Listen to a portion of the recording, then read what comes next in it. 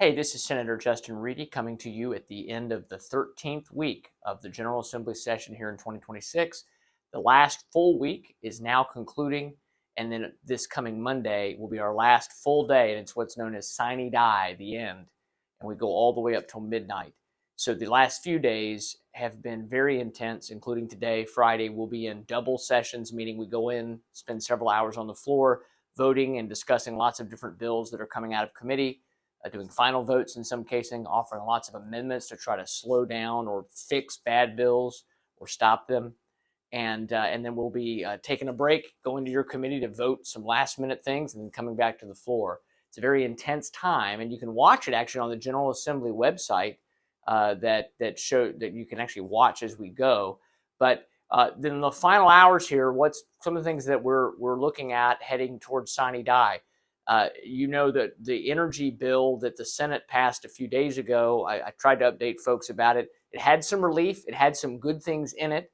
I ended up voting for it because even though it had only a small amount of relief, there were several amendments that Republicans got onto the bill that would require more holding the utilities more accountable, trying to make sure we're utilizing our grid better.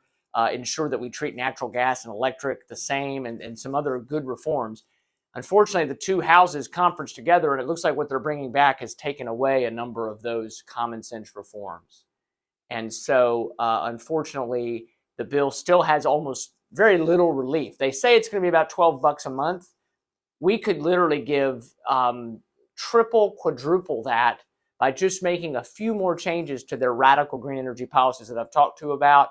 And really, it's the House of Delegates more so than the Senate. A number of Senate Democrats say they're more willing to go further. House of Delegates Democrats are so concerned about their scores with special interest groups that score them before their Democratic primaries. They do not want to water anything down. They say it's for the environment, but a lot of this stuff is just literally hammering ratepayers. And I'm so frustrated with that. I don't plan to vote for the final version of the bill because there's still a tiny bit of monthly relief, but it's almost embarrassingly small, and we could have gone so much further, and they've taken away some of the things that I thought would be good reforms. Not everything in the bill is bad. There's some restrictions on data centers, making sure they bring their own energy that I support, but we're going to be debating those issues in that final passage bill coming up. There's also a lot of bills moving, still trying to go after the federal government and attack ICE.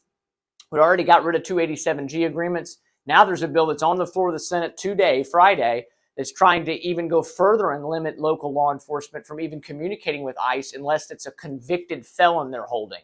So trying to make it so that even if you pick up someone who you get into your county jail, you find out that they're an illegal immigrant and that they're wanted for things, they're saying, well, they have to go through the whole conviction process before you can turn them over to ICE, even though ICE may already have a detainer on them, already want to deport them.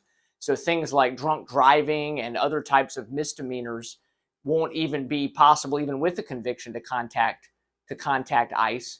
And you have to wait, even for felonies, you have to wait for them to be completely convicted of a felony in Maryland before you can turn them over, even if they've had felonies other places and stuff. So it's a mess, but it's another sort of virtue signaling thing that's occupying the Senate and the House's time when we should be doing ratepayer relief and relief for people's cost of living.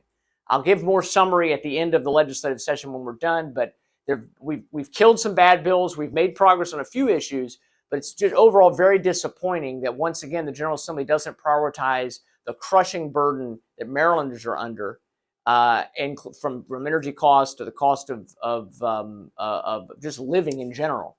So I'm going to be updating you more as we get through the final day of sine die next on Monday.